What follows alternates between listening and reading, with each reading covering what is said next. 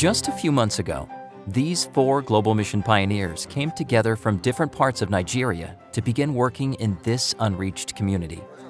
Like the Apostle Paul, who often ministered with a companion, there is strength in numbers. Every day, these pioneers gather around the table for worship and to invite God to go with them as they carry a message of hope to the people in their city. And if you ask them why they're here, I decided to be a global mission pioneer because I see that there is a need for people to hear the gospel. Because when we look at around this vicinity, we see that there is a lot that have not been heard from the Bible.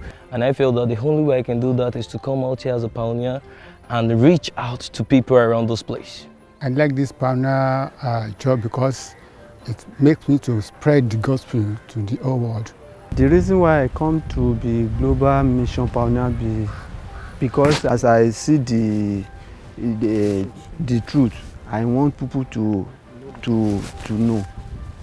The reason why I am interested in this pioneering work is to execute the work that God has given to me. these pioneers are answering God's call to serve, and He has created great opportunities for them to connect with their neighbors. But over the last few months, they've also faced some major challenges. When we get to some places, we see that they don't accommodate us, they chase us away. We find out that apart from the spiritual aspect that we are giving to them, they are also in need of physical things, which we saw that we have to get in touch with them. Maybe some people have sickness, some people don't have food to eat, some people don't have, even they don't have house to live. So, a lot of challenge. In fact, 95% of them, they are needy people. And they see us as the person that can solve their problem. The next thing is to tell us what they are facing.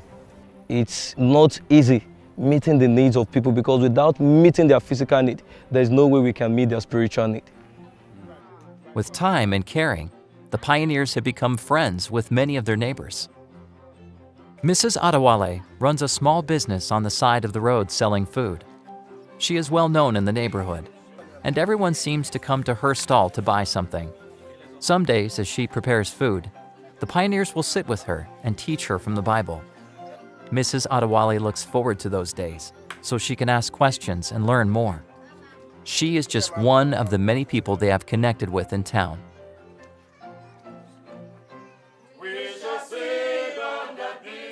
Now, a small group meets each Sabbath to worship and study Scripture. Many of the members in this congregation have recently given their hearts to Jesus, and the pioneers are committed to growing this family of believers. As they continue to work in this city, they ask for your prayers. We can't change souls. It's only God that can change souls. And only prayer that I'm expecting from the church is to pray for the changing of hearts.